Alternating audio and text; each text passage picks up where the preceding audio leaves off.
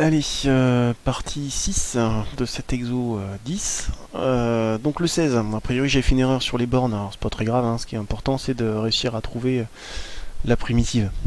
Enfin une primitive. Donc ici, vous avez une formule du type U' de U, qui se primitive en E de U. Votre U c'est ce qu'il y a à l'intérieur de l'exponentielle. Je calcule U' en dérivée de cos moins sin. Je mets ce que je veux, moins sin. Du coup je mets un moins pour compenser l'apparition de ce moins là. Je primitive. Le moins, je le recopie.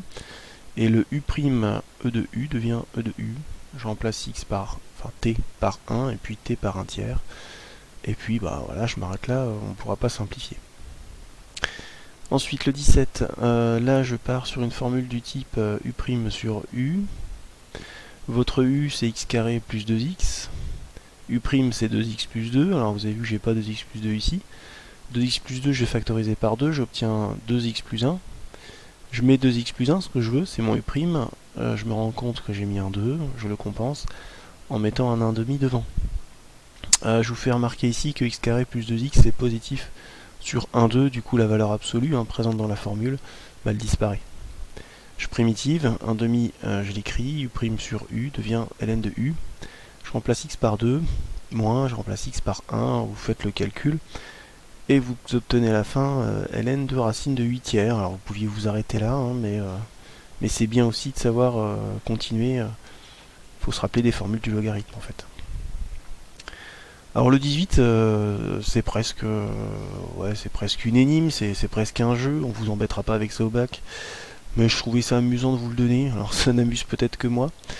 En fait, on a un quotient, et si vous regardez bien les choses, on a sinus qui serait la dérivée de cosinus au signe près, on a un t carré en bas, on a un t en haut, et du coup on a envie de partir sur u sur v. Votre v carré c'est t carré, du coup votre v c'est t.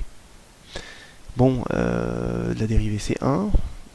Ouais, alors du coup si la dérivée c'est 1, ici j'ai v', et du coup là j'aurai u. Et ouais, mais alors v' u, c'est la deuxième partie. Donc je vais factoriser par moins 1 de manière à l'écrire dans le bon sens. Et là on est pas mal, parce qu'on a u'v plus moins uv'. Et du coup je peux appliquer la formule primitive de ça, u sur v.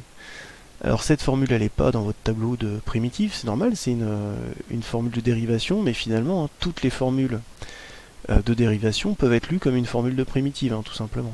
La dérivée de u sur v, c'est ça.